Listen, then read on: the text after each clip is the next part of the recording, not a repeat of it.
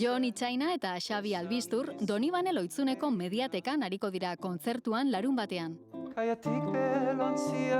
Euskal kantagintza eta Latinoamerikako doinuak nahasten dituen emanaldi bat eskainiko dute. Hurbileko eta giro intimoko proposamen batean.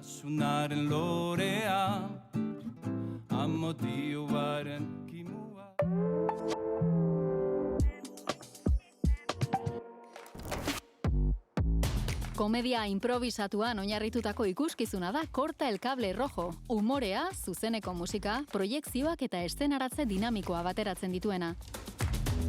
Sketch improvisatuen segidan oinarritzen da, ikuslearen parte hartzea eta etengabeko sorpresa ardatz hartuta.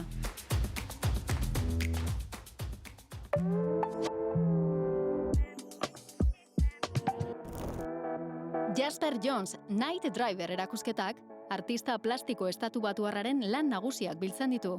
50ko hamarkadako piezetatik hasi eta azken garaiko sorkuntzetaraino. Pop artearen, minimalismoaren eta arte kontzeptualaren garapenean izan duen eragina azpimarratzen duen atzera begirakoa bihar inauguratuko da Guggenheim Museoan.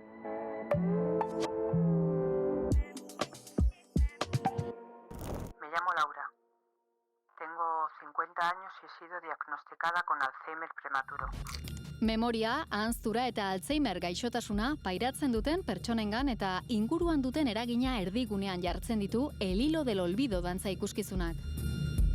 50 urte inguruko emakume baten istorioaren bidez, bere iragana eta pixkanaka galtzen doan memoria islatzen dira, argitasun eta nahasmendu unen artean. Yo nunca muera.